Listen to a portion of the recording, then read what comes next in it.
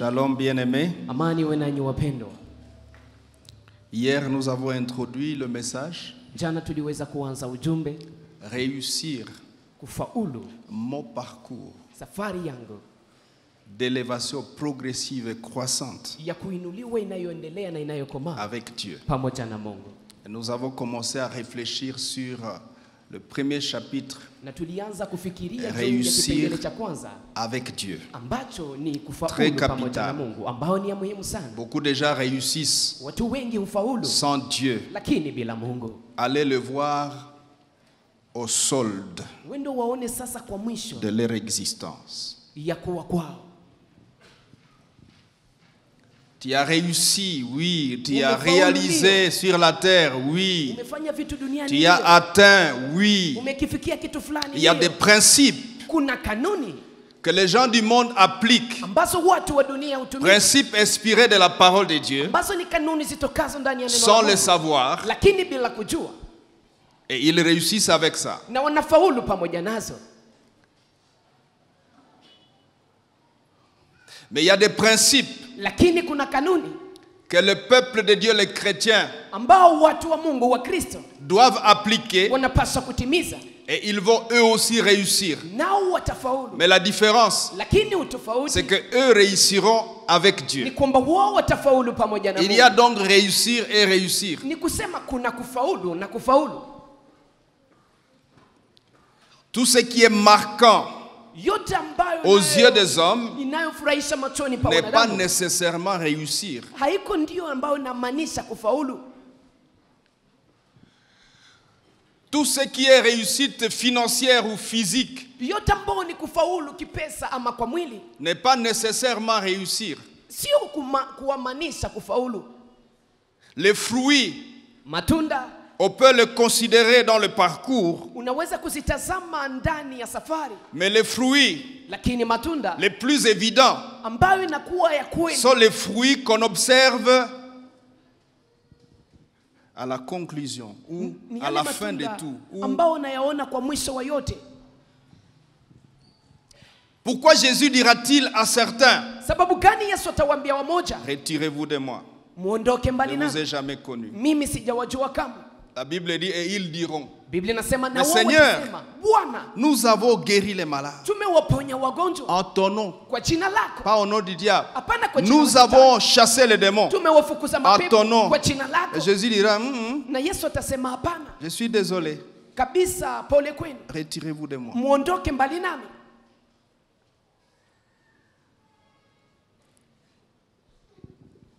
C'est pourquoi, Na ndiyo maana cette semaine, wiki hili nous voulons comprendre, tunatamani kuelewa réussir avec Dieu. kufaulu pamoja na Mungu. Dis à ton voisin, tu Ambia dois jirani yako réussir. Tu unapaswa dois kufaulu, réussir, unapaswa kufaulu, mais avec Dieu. lakini pamoja na Mungu. Beaucoup de gens ont réussi avec Satan. Watu wengi wamefaulu pamoja na shetani, Les résultats de leur réussite na matokeo ya kufaulu kwao est trempé dans le satanisme, est trempé dans les, appelons ça le ténébrisme. inachanganywa ndani ya giza.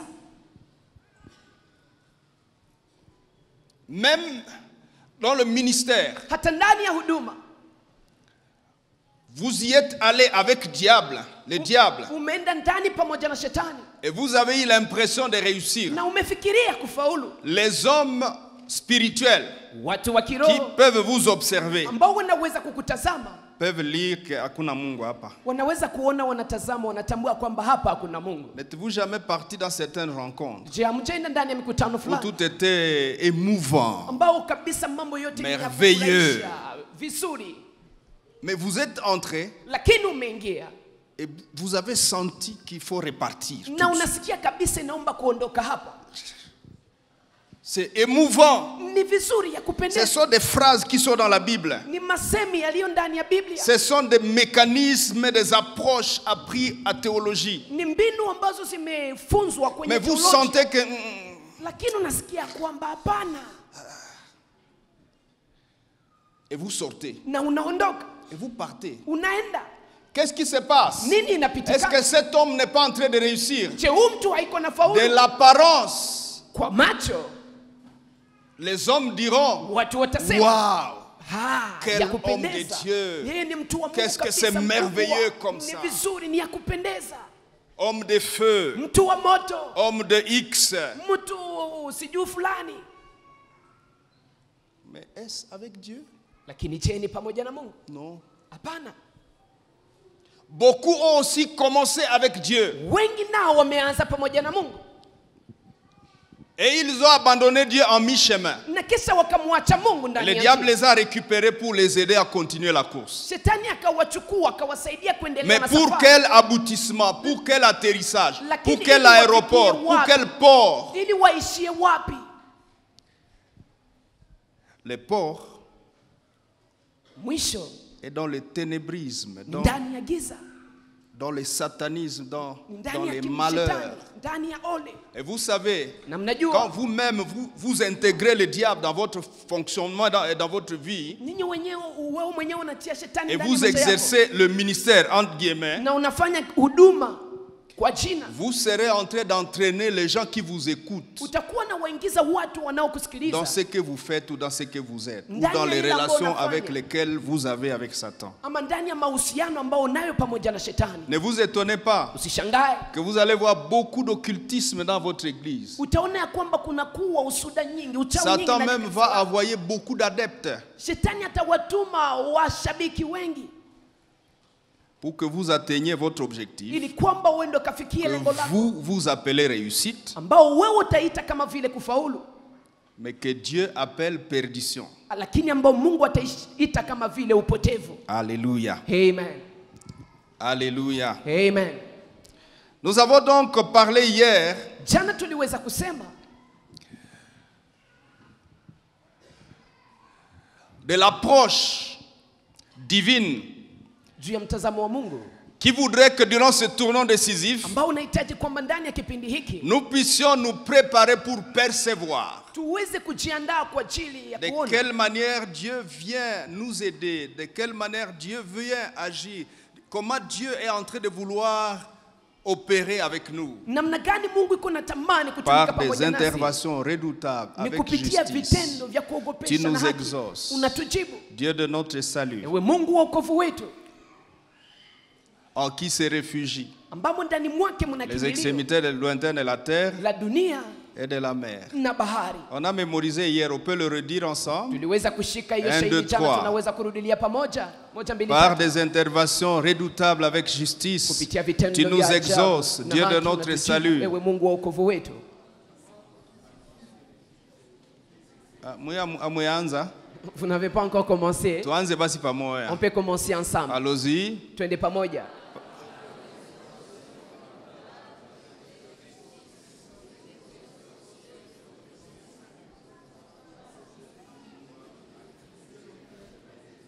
Aïe. C'est pas encore Ça dedans. n'a pas encore tenu. On peut encore y aller, essayons, s'il vous Tunaweza plaît. tena kupima pamoja 1, 2, tafadhali. 3. Moja, mbili, tatu. Par des interventions redoutables Kupitia avec matendo ya justice, ajabu tu nous na haki exauces, unatujibu. Dieu de notre salut, Mungu wa wokovu wetu. en qui Ambamo ndani mwake extrémité lointaine de la terre et de la mer. Alléluia. On va y aller rangé Amen. par rangé. C'est rangé ici, on y va. tutaenda ingambo. Psaume 65, 6. Ni Zaburi 65 mstari wa 6. Par des interventions redoutables avec justice, tu nous on y va. Twende pamoja.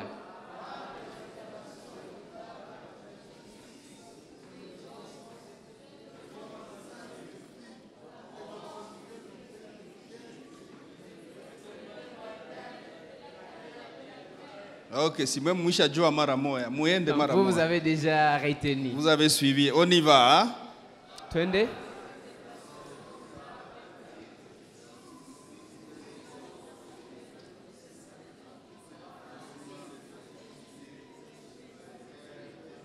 Watumishi waisha yua déjà. Les serviteurs ont déjà retenu Ok, ça. on y va tous ensemble. Twende sote pamoja huku On y ngambo. va.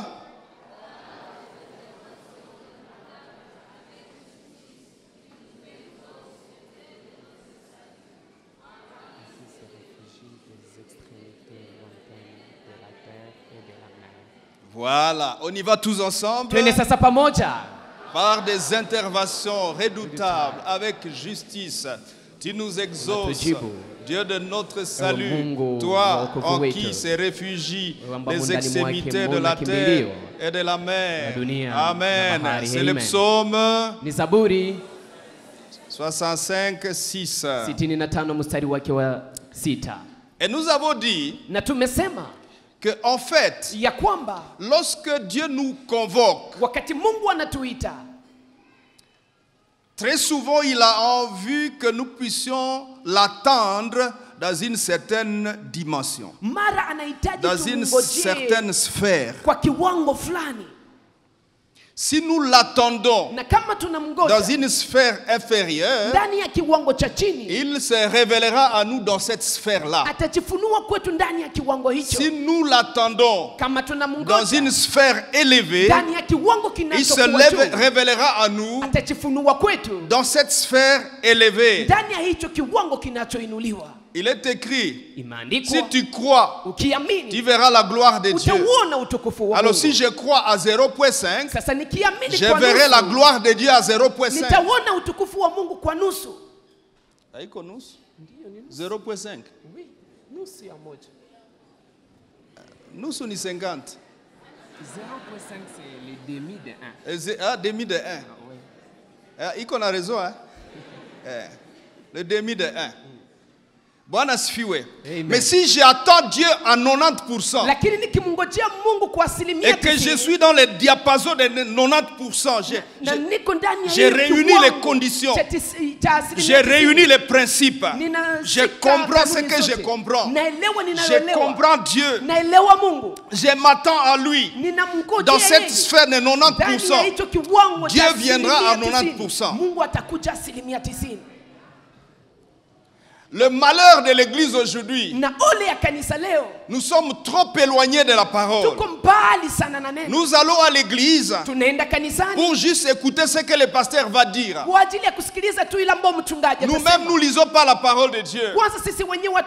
Enfin, on n'a pas beaucoup d'armes. On n'a pas beaucoup de prérequis. Alors, or, les pasteurs peuvent venir à nous aussi dans la dimension de 0.5.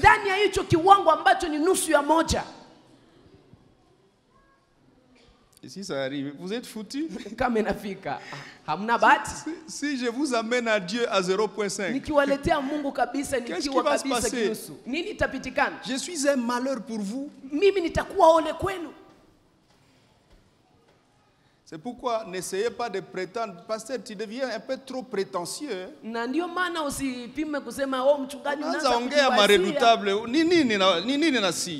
Qu'est-ce qu'il y a avec nous? Est-ce que quelqu'un croit à ça? J'ai cru. C'est pourquoi j'ai parlé. Et vous dites quoi? Je vous entends pas? Et c'est pourquoi nous parlons. On peut y aller encore. J'ai cru, c'est pourquoi j'ai parlé. Alors, si vous avez cru, il faut croire dans la dimension avec laquelle Dieu est en train de venir à vous. Si vous croyez que le Dieu qui vient à vous est trop limité, ce Dieu ne m'aime pas beaucoup. Dans cette église, il aime les autres plus que moi. Je viens accompagner les autres. Tu risques de le recevoir dans cette dimension de ta foi.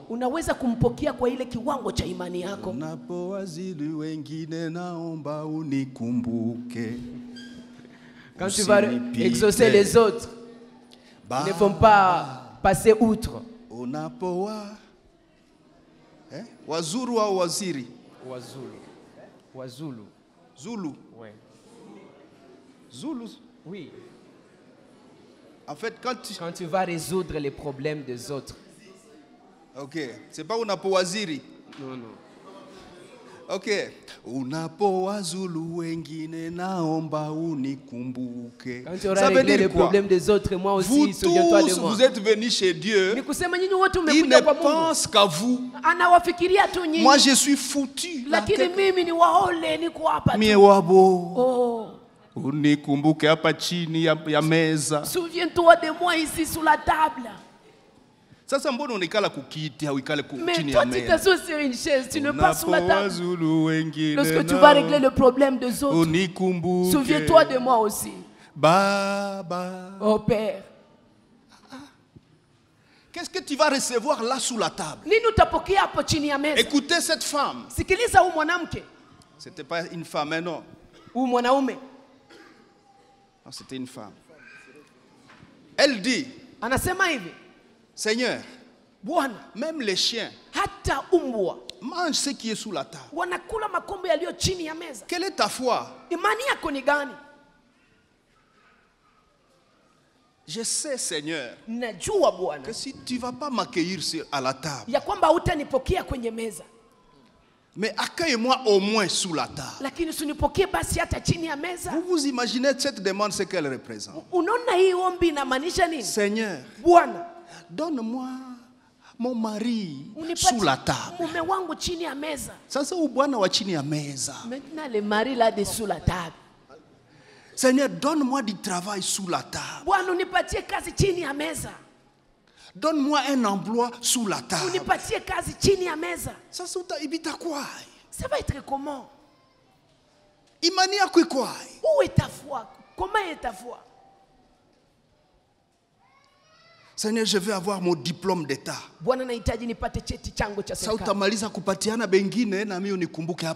Lorsque tu auras fini de donner aux autres, souviens-toi de moi ici sur la table. Quel est le diplôme que Dieu va te donner?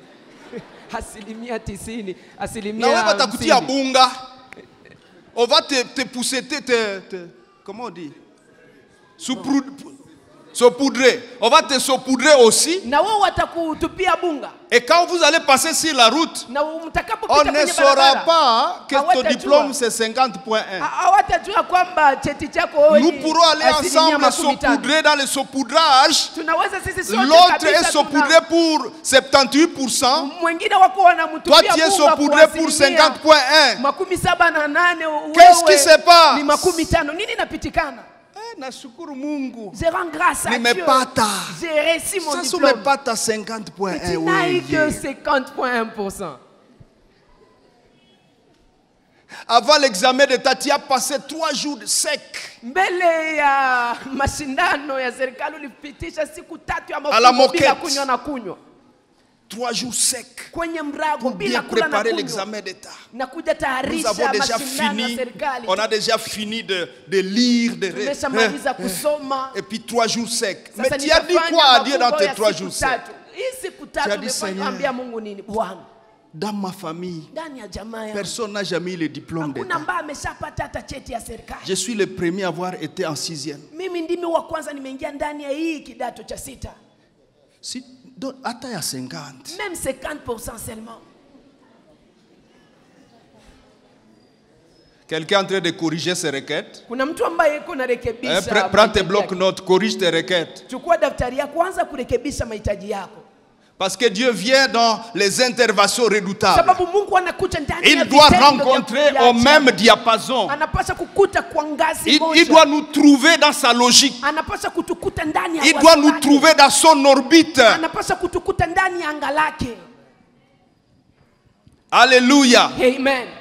Comment irions-nous dans son orbite si nous n'avons pas la vision de ce que lui veut faire? Quelle est la vision de Dieu pour le TD 2021? Sa vision c'est: je viens à vous par des interventions redoutables avec justice. Quiconque se confie en moi, il va me voir. Alléluia. Est-ce qu'il y a quelqu'un qui veut se confier à Dieu ici? Acclame-le. Et remonte ta foi. Remontons notre foi. Alléluia. Amen. Alléluia. Amen.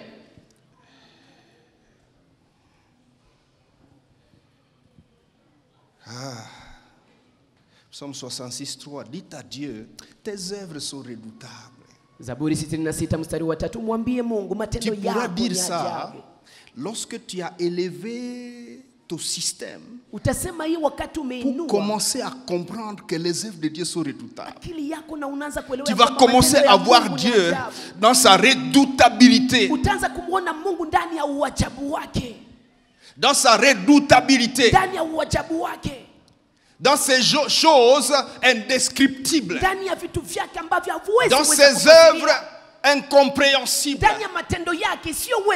Dans ses œuvres inimaginables. Alléluia. Amen. On a écouté la sœur qui a témoigné ici. Le médecin lui dit, va te reposer, repos comblé. C'est-à-dire allonge-toi complètement. Et puis elle dit, avant de commencer à m'allonger, je cherche un pasteur, il prie pour moi et puis je vais m'allonger. Quand elle termine, elle manque le pasteur, elle rentre chez elle. On lui dit, Nyiragongo est en route. Elle commence le voyage. En repos. Elle marche. On l'a vu ici, non? Comment elle a marché? Vous pensez? Vous pensez qu'elle marchait comme ça? C'était marcher. Hein? On fait pas ça. Hein? Derrière volcan. Toi tu marches comment? Elle a oublié qu'il y avait une grossesse. Et l'enfant lui a rappelé. Vous vous rappelez du témoignage? L'enfant ne bougeait plus, ça faisait quelques temps. Et quand elle a commencé à marcher, l'enfant a commencé à bouger. L'enfant disait dans les seins, doucement, doucement avec moi. Doucement avec moi. Nous fuyons Nyiragongo, mais maman, doucement. Maman, doucement. Et la fois dansait dans les scènes. Doucement, maman. Bwana sifiwe. Amen. Et puis debout est né à...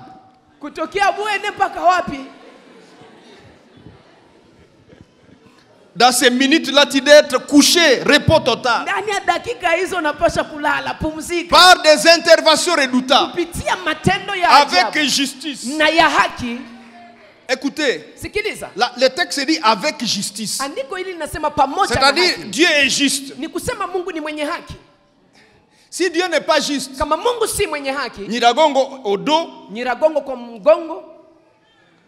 le bébé devant, et puis je marche n'importe comment, et le bébé meurt. Qu'est-ce que je veux dire?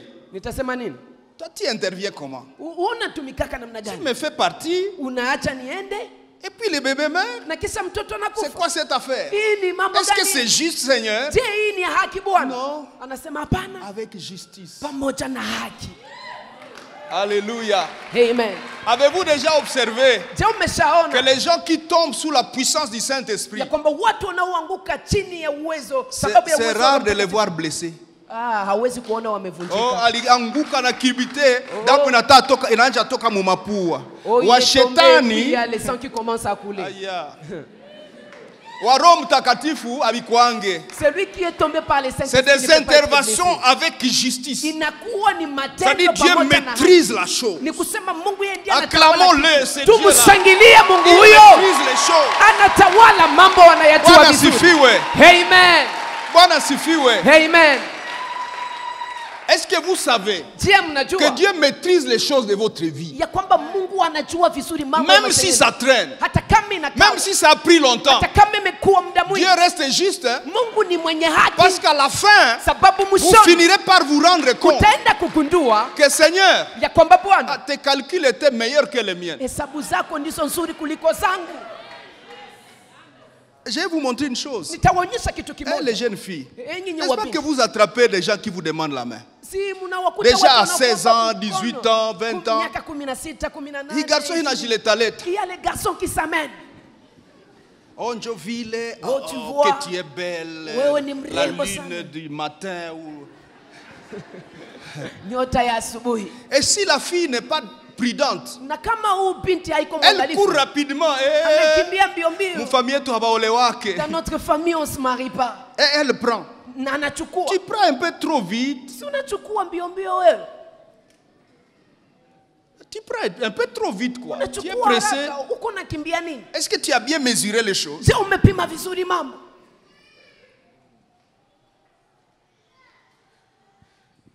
Et tu risques d'avoir pris n'importe qui. Alors que le vrai mari de ta vie, peut-être allait venir à 22 ans. Mais qu'est-ce qui vient de te rouler? Ta foi sous la table là. Tu t'es dit, dans notre famille on ne se marie pas. On ne sait jamais. Chez les Nando, on dit comme ça.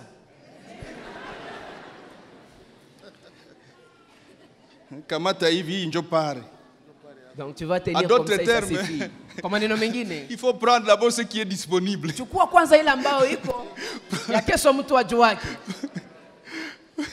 Prends ça, c'est. On ne sait jamais. Tu as pris quoi? Et les frères, tu as vu la fille là qui brille tout de suite ici. Elle est fraîche. Tu as 27 ans. Et la fille d'autrui, elle est encore jeune. Et ta tête tourne. Et tu fais les réservations. Fiançailles de réservation. On ne sait jamais. Je trouverai encore une fille comme ça sur cette terre ici. Réservation. Tu commences à créer des relations avec son père. Quelquefois on a moitié carburant. Papa, tu as carburant. Papa, tu peux m'envoyer les chauffeurs. À la station X. Et puis on me foule. Unakufa nini? Qu'est-ce qu'il y a? Réservation. On ne sait jamais. Vous savez ce qui va se passer, c'est quoi? Dans 2-3 ans, tu n'es même pas encore marié. Tu vas te rendre compte que la réservation là a expiré. Parce que tu viens de repérer d'autres êtres humains, d'autres créatures merveilleuses. Et tu te dis, les réservations, mais il cancel. Et puis la fille d'autrui commence vraiment, à pleurer. Il était sérieux. Et le pauvre papa trouve sa fille pleurer à la maison. Ma fille, c'est quoi? Non, tu sais, parce que cet homme m'a fait. Il m'a abandonné. Et le papa se souvient du carburant.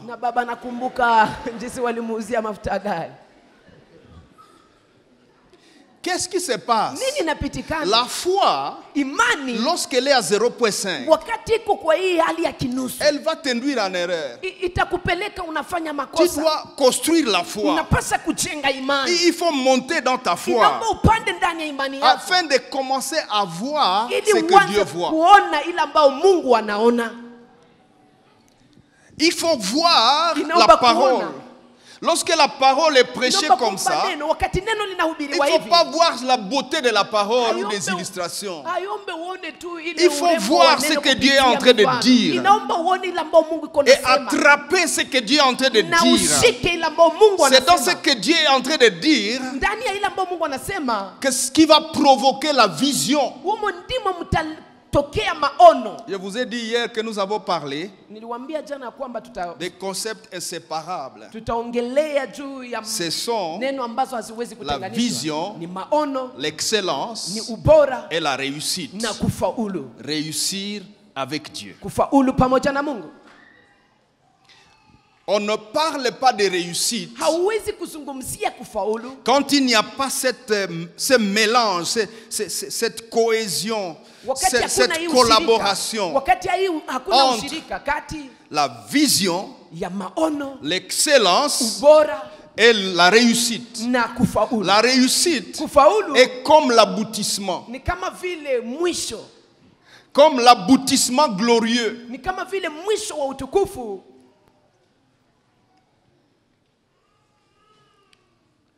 Mais pour qu'il y ait aboutissement glorieux, il faut qu'il y ait eu un parcours où on fonctionne en excellence. Et ce qui va t'aider à fonctionner en excellence, c'est le niveau de la vision. Je parle à quelqu'un. Bwana sifiwe. Amen. Lisons la parole. Nous prendrons Psaume 1:3. Et puis 1 Samuel 18:5. Et puis verset 12 à 15. Et nous prendrons 1 Samuel chapitre 16 verset 18. Cherchons ces textes. Psaume 1:3. Vous connaissez ça par cœur, on l'a déjà mémorisé. Alléluia. Amen. On peut allumer cette lampe. Alléluia. Amen. Lisons à partir du premier verset Psaume 1.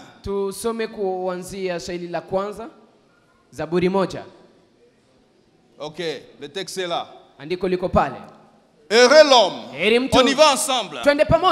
Heureux l'homme qui ne marche pas selon le conseil des méchants, qui ne s'arrête pas sur la voie des pécheurs et qui trouve son plaisir. Hein? Qu'est-ce qu'il a fait? On a sauté. Ok, on reprend. Heureux l'homme qui ne marche pas selon le conseil des méchants, qui ne s'arrête pas sur la voie des pécheurs et qui ne s'assied pas en compagnie des moqueurs. Verset 2. Mais qui trouve son plaisir dans la loi de l'Éternel et qui la médite jour et nuit. 3. Planté près d'un courant d'eau qui donne son fruit en sa saison et dont le feuillage ne se flétrit pas. Tout ce qu'il fait, lui réussit. Tout ce qu'il fait, lui réussit. 1 Samuel chapitre 16. Trouvez-nous ça rapidement. 1 Samuel 16. C'est déjà là.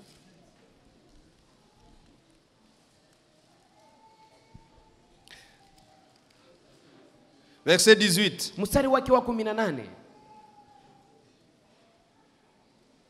18. Allons-y. Ok, s'il vous plaît, commençons à 17. Alors à 17, il est écrit, Saül répondit à ses serviteurs, trouve-moi donc un homme qui joue bien et amenez-le moi. L'un des serviteurs prit la parole et dit, voici, j'ai vu un fils d'Isaïe, Bethléemite. Il joue bien. C'est aussi un homme fort. C'est un homme vaillant. C'est un homme guerrier. C'est un homme qui parle bien. Et il est une belle figure. Et l'Éternel est avec lui. Acclamons l'Éternel qui est avec lui. Gloire à Dieu. L'Éternel est avec lui. Est-ce qu'on peut énumérer les choses que cet inconnu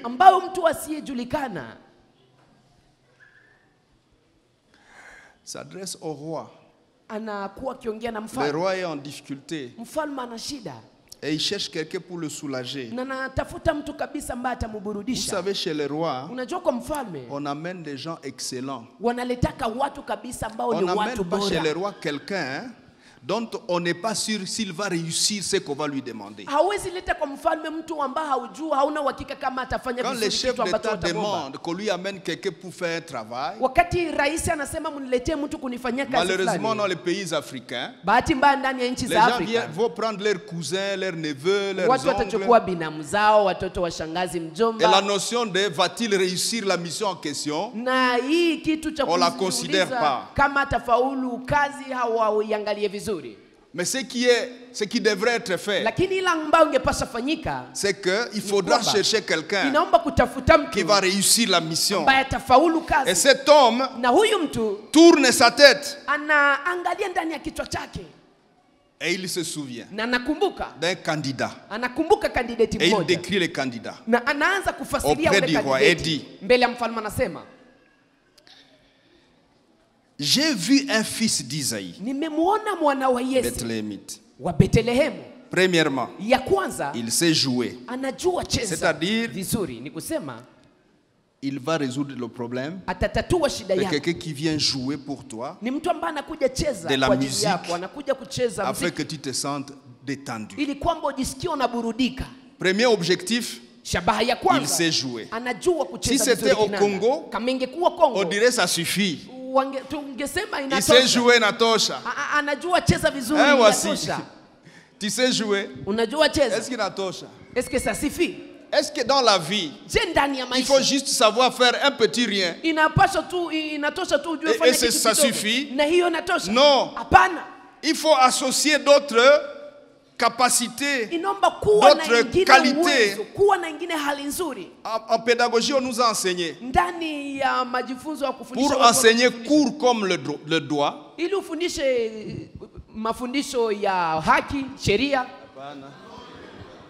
kufundisha kidogo sawa kidole. Ili ufundishe kidogo kama kidole, il faut connaître long comme les bras. Inomba ujue vitu vya mrefu kama vile mkono mzima. C'est-à-dire, pour que tu sois en mesure de donner aux gens ça, ili kwamba uwe na uwezo wa kupatia watu connaître tout ça. Inomba ujue hii yote. Ce jeune homme, kijana, il sait jouer. Anajua cheza. Mais c'est pas tout. Lakini haitoshi. Il y a le bras. Kuna mkono. Qu'est-ce qu'on décrit? Wanasema nini juu yake? Il sait jouer. Anajua cheza. Mais c'est aussi un homme fort. Lakini ni mtu mwenye nguvu. Vous voyez? Unaona? Je crois que le roi Saoul ne se rendait pas compte Nikiwaza mfalme Saul alikuwa du candidat qu'on est en train de lui donner. Ya candidate ambao wako wanamletea. Vous imaginez? Unaona? Que vous êtes en train de jouer pour le roi. Uko namchezea mfalme. Allô? Je ne sais pas si c'est le ou si c'est sijui kama ni muziki gani ou si c'est la flûte fion fion. Amatapiga tu ndani ya baragumu kidogo. Maintenant, pendant que tu joues comme ça, wakati uko nacheza hivyo, si un incident arrive au roi, kama kuna kuwa ajali ambayo inamfikia mfalme, utafanya nini? Toi qui viens jouer, sois aussi un homme fort. Uwe pia mtu mwenye nguvu. Si un brigand apparaît, kama kuna bandia ambaye anatokea, peut-être le roi dans sa folie, il a dit au garde, bon, musoge. Sasa moja mfalme ndani ya ujinga wake ameambia, je me sens bien. Pendant que tu joues, un peu de sommeil commence à venir. Usingizi inaanza kuja. Et puis un méchant apparaît. Kisha kuna mwovu ambaye anatokea. On fait comment? Utafanya nini? Si David, tu n'es pas fort, kama Daudi wewe hauna nguvu, tu fuis les premiers. Utakimbia wa kwanza. Et on tue le roi. Na wanamuua mfalme. Est-ce que vous voyez ces caractères de tri? Unaona hii tabia ambazo wanaonyesha. Il sait jouer. Anajua cheza vizuri. Mais c'est un homme fort. Lakini ni mtu mwenye nguvu. C'est aussi un vaillant. Lakini pia ni shujaa. Courageux. C'est-à-dire, si des choses se compliquent, il est suffisamment vaillant pour intervenir. Vous vous souviendrez que cet événement ici, provient du fait que Dieu a rejeté Saül. Inatokea sababu Mungu amemkataa Saulo. Et il est souffleté par un esprit mauvais. Na alikuwa anamshambulia na roho chafu. David n'est pas encore venu tuer Goliath. Daudi hajakuja uwa Goliathi. Goliath c'est dans les chapitres qui suivent. Goliathi ni ndani ya ile sura inayofuata. Beaucoup de gens ne connaissent pas David. Na watu wengi hawamjui Daudi. C'est aussi un vaillant. Lakini pia ni shujaa. Virgule. Mkato. Un guerrier. Yeye ni mpiga vita. Virgule. Mkato. Parlant bien. Anaongea vizuri. Sasa unajifunza hii mambo wapi? Où est-ce que tu apprends tout ça? Wewe kijana, si unajua kujue tu inatosha, sema hapana. Non. Non, non, non. Haitoshi. Écoutez frère, dis à ton voisin. Le peu que tu connais là ne suffit pas. Ile kidogo ambao unajua haitoshi. Développe-toi, dis-lui. Mwambie koma. Exerce-toi à te développer. Jizoeleshe kukoma. Parce que nous sommes dans une affaire de réussir notre parcours. Sababu tuko ndani ya hii jambo la kufaulu safari yetu. Si tu dois réussir ton parcours, kama unapaswa kuweza kufaulu, ça ne sera pas juste avec je sais jouer à la flûte. Haitakuwa tu ile ninajua kucheza vizuri kinanda. Réussir mon parcours. Kufaulu safari yangu. Il sait jouer. Anajua cheza. C'est un vaillant. Yeye ni shujaa. C'est un guerrier. Yeye ni mpiga vita. Et il parle bien. Na anaongea vizuri. Donc il peut faire un discours. Ni kusema anaweza kufanya hotuba. Il peut bien faire un rapport. Anaweza kufanya vizuri ripoti. Wow. Si unipe nikuwe sawa David wa ndugu. Veux-moi être comme David. Comment est-ce que vous voyez? pasteur wenu akwe sawa David. Priez à ce que votre pasteur soit comme David. Yeye ni shujaa wa vita, mpiga vita. Combiner beaucoup de capacités. Anakuwa na uwezo mwingi. Et puis les pasteurs ont besoin en fait d'être multicapacité. Na wachungaji wanahitaji kuwa na uwezo mwingi. Quelqu'un a écrit ça sur WhatsApp. Mtu mmoja kaandika hii kwenye WhatsApp. Il dit le pasteur unasema mchungaji doit aussi être juriste. Anapaswa kuwa mtu ambaye anajua sheria. Parce que quand les chrétiens viennent au bureau, sababu Mkristo anapokuja kwenye ofisi, wanamwambia on m'a arraché ma parcelle. Wameninyang'anya kiwanja changu. Kisha unaniambia mimi nitafanya nini? Mimi niko pasteur. Qu'est-ce que moi je vais faire? Moi je suis un pasteur. Vraiment cet homme là. Voici comment était le dossier. Et elle t'explique le dossier. Et puis toi tu as étudié les choses des juristes où? Le droit où? Et puis le formaticien vient. Je ne comprends pas. Je suis en train de confectionner quelque chose qui devrait... Mais je suis un peu bloqué. Kama vile nimefungwa siwezi endelea. Wewe ulienda soma. Toi tu es parti étudier. Donc le pasteur est censé être multicapacité. Kusema mchungaji anaitwa kujua vitu vingi. Est-ce que vous me comprenez? Je mnanielewa. C'est vrai, les Belges nous ont inculqué ou nous ont contraints dans ça au Congo. Kweli wabeleji wametuingiza ndani ya hii mambo. Mais le mal, lakini ole c'est qu'ils nous ont donné un peu dans tous les domaines. Comme si le Congo ne nous appartenait pas. Et qu'on ne sait jamais. Tu ne connais pas la science qui va t'aider. Alors tous les temps de primaire, secondaire, université, c'est un peu. On a 25 cours. On a 18 cours. Et l'année se termine, on est en train de grignoter. De telle sorte que les facteurs invention, les facteurs créés, est rare en RDC. Parce que dans notre cursus éducationnel, c'était nyota tout. Sababu ndani ya masomo yetu ni kunyota huku na kule. C'est pas ce qui se dit dans ce texte ici. Haiko ndio inaeleweka ndani ya andiko hii. David n'est pas un tout-terrain ya kunyota nyota kiguerrier, kunyota nyota ya kugrignoter ya kusema bien, kunyota nyota ya kunani. David n'est pas quelqu'un qui il est profond dans tous ces domaines-là. Lakini yeye kabisa anajua vizuri ndani ya yale mambo yote. Et le plus grand domaine dans lequel il est fort, c'est le domaine de berger. Il est berger, mais il combine différentes capacités qui viennent en appui à la chose principale. Mais les choses qui viennent en appui, il ne les néglige pas. Est-ce qu'il a su qu'il sera roi un jour? Il n'a jamais pensé à ça. Mais dans son parcours, David,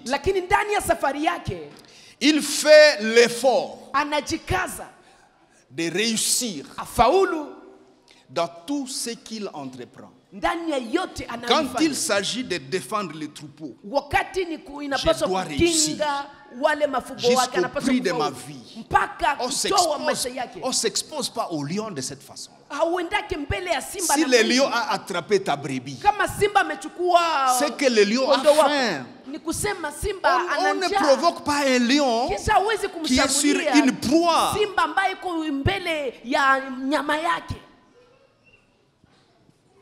Et si je suis un vrai berger du troupeau, il ne m'est pas permis de laisser un lion manger une seule brebis. Et si je suis un roi d'Israël, il ne m'est pas permis de laisser une seule guerre d'un quelconque peuple me maîtriser. Il a appris ça là-bas. Dans le parcours de la réussite de David, il combine plusieurs choses qui le conduisent à la réussite. À la réussite. Est-ce qu'on est toujours là? Je peux voir ceux qui sont là. Ok, vous êtes encore là. Maintenant, regardons. Essayons de comprendre ces trois concepts inséparables. Ceux qui notent, ils vont noter. La vision, c'est un idéal à atteindre ou à vivre. Il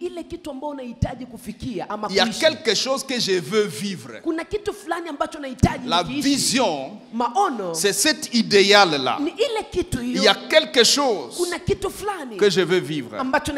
Ou il y a un objectif que je veux atteindre.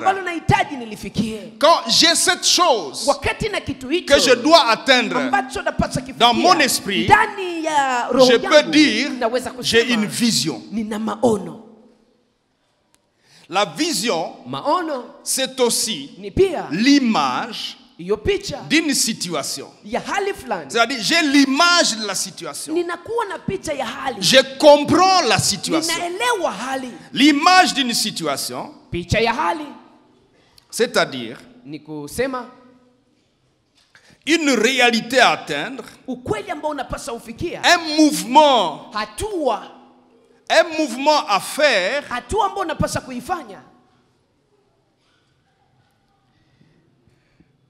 que je voudrais et je souhaite atteindre. J'ai une vision parce que je voudrais partir de la situation actuelle que j'ai.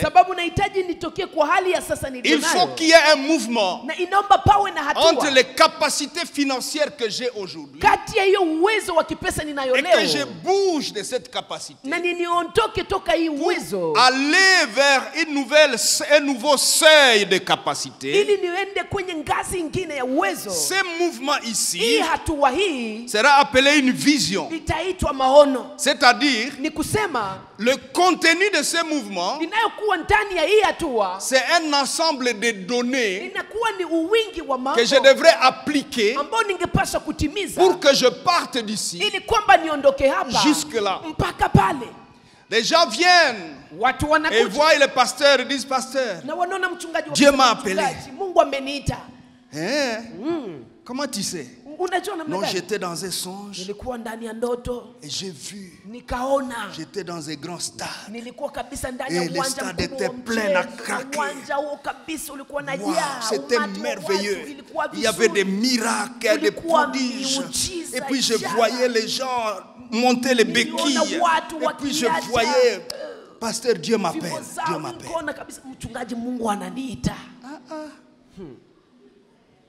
Ce que tu as vu, c'est quoi? C'était l'arrivée Mais tu n'as pas vu que tu es ici à Goma. Lakini ukona kwamba uko hapa Goma. À l'Arche. Uko kwa Arche. Assis sur un banc. Na unaketi kwenye kiti. Comment tu vas réunir les gens dans un stade? Utawakusanya watu ndani ya uwanja wa mchezo namna gani? Pour que les gens entrent au stade, on loue le stade. Ili kwamba watu waingie ndani ya uwanja wa mchezo unapaswa ulipe ile uwanja. Sasa wewe hauna unatakasi. On est ensemble. Tuko pamoja. Pour que les gens se mobilisent, il faut aller à la radio, à la télévision et faire la publicité. Ili watu wakuje naomba kwenda kufanya tangazo kwenye radio, inaomba pour que les gens viennent au stade, il faut faire même 1 ou 2 mois de formation des formateurs, de ceux qui vont encadrer les nouveaux croyants dans les stades. Pour que les gens viennent au stade, il faut que tu loues les artistes, les Wassi, les Noé,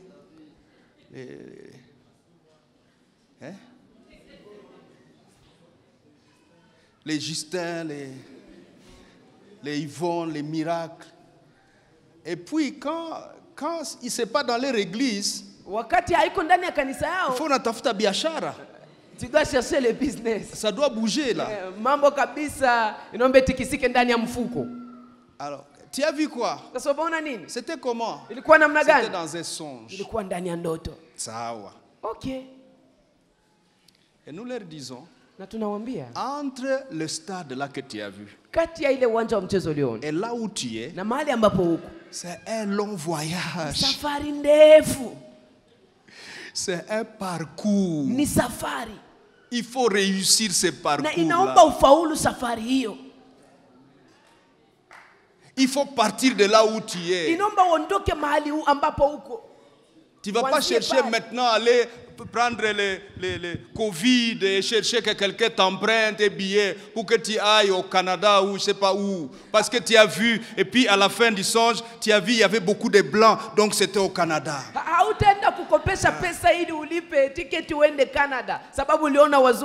Et puis tu vas chez eux,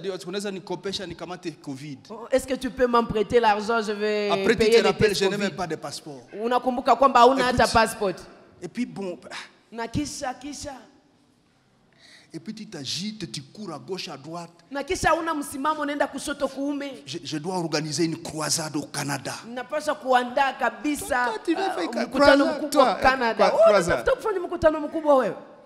Mais tu n'as même pas commencé le voyage. Le voyage du ministère. Ça n'a pas commencé. Le parcours.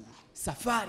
Alors une vision, c'est une image. Ni picha. Tu peux avoir l'image, unaweza kuwa na picha, mais tu dois mesurer lakini unapaswa kupima entre l'image kati ya ile picha et là où tu te trouves maintenant. Na mahali ambapo uko sasa. Et comprendre qu'il y a un voyage, un parcours. Ya kwamba kuna safari. C'est-à-dire, kusema il y a des choses kuna vitu dans le temps et dans l'espace ndani ya wakati, ndani qui ya doivent précéder ambavyo vinapaswa tangulia l'atteinte kufikia de cet objectif-là. Hiyo lengo. Maintenant la vision, sasa maono, la vraie, maono ya kweli, intègre inaleta l'image que tu as eue, hiyo picha uliyoiona,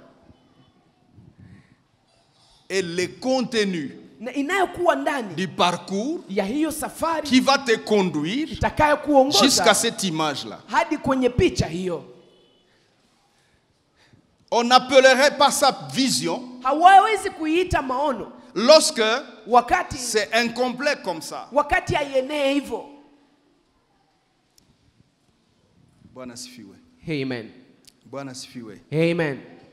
La vision, maono, est donc ni une perception d'un idéal. Un idéal à atteindre ou à vivre. Une perception qui déclenche dans l'homme les mécanismes qui poussent l'homme à agir avec excellence en vue de réussir l'atteinte de cet idéal. kufikia hiyo lengo. Regardez 1 Chronique 4:10. Tazama mambo ya siku ya kwanza mstari wa 10. Vous connaissez l'histoire. Il est écrit Jaébet invoqua le Dieu d'Israël en disant, si tu me bénis et que tu étendes mes limites, si ta main est sur moi, est avec moi, et si tu me préserves du malheur, en sorte que je ne sois pas dans la souffrance. 3 points de suspension. Et Dieu accorda ce qu'il avait demandé. Quelle est la vision que Jaébet a?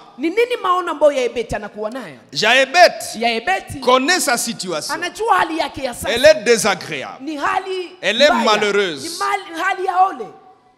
Mais Jaébet comprend que le meilleur pour lui existe. Et il perçoit qu'il peut ne plus être dans la souffrance. Il comprend que ses limites peuvent s'étendre. Et ainsi de suite. Après avoir compris cela, il ne s'arrête pas pour dire, moi là, mes limites vont être étendues. Basi, mkwe pale. Soyez juste là. Vous allez voir. Il comprend que pour quitter là où je suis, pour arriver là où je dois arriver, je dois poser un acte important. Je dois choisir quel acte poser. Amen. Quel acte il choisit? Invoquer l'Éternel. Et ce qui révèle que ce n'était pas juste comme un coup de baguette. Seigneur, je t'évoque. Que je ne sois plus dans la souffrance. Que tu étendes mes limites. Au nom de Jésus. Amen. Moutier, il est léger par les koumeza. Mettez les légers sur la table. Mettez les légers sur la table. C'est trop facile comme ça. Vous avez vu dans le texte, il y a 3 points de suspension qui sous-attend que quelque chose de long, quelque chose d'important et de profond a suivi. Que la prière qu'il a fait là n'était pas juste une prière que j'ai fait la prière, je la termine et puis je pars. Dieu va intervenir de manière redoutable. Ce qu'il attend de nous, ce n'est pas juste de faire des prières mécaniques. Seigneur, je te loue. Le pasteur Esson a dit que tu vas intervenir pour nous. Pas des interventions redoutables. Kwa jina la Yesu. Intervention redoutable kuya. Katika jina la Yesu. Amen. Amen. Donnez-moi mon léger là-bas.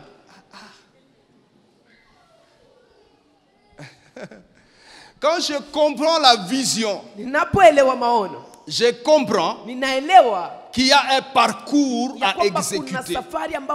Il y a un parcours à accepter. Je dois accepter ce parcours-là. Si je refuse ce parcours, je ne réussirai pas. Je n'atteindrai pas la vision. Je n'arriverai nulle part. Or, pour arriver, je peux accepter le parcours. Mais si je vais dans ce parcours n'importe comment, sans excellence, je n'atteindrai pas la vision. Vous connaissez l'histoire de Samson. Dieu l'appelle de manière particulière. Et Samson, il commence à être agité par le Saint-Esprit. Mais il a un problème de vision. Il n'a pas compris c'est pourquoi Dieu l'a oint. Et en quoi il est oint comme ça. Il pense que l'onction c'est un prestige pour intimider les gens. Et puis il vient et dit ok, et puis on le lit. On l'a ligoté. Il se laisse ligoter. Je vais faire une démonstration. Et puis il fait semblant et puis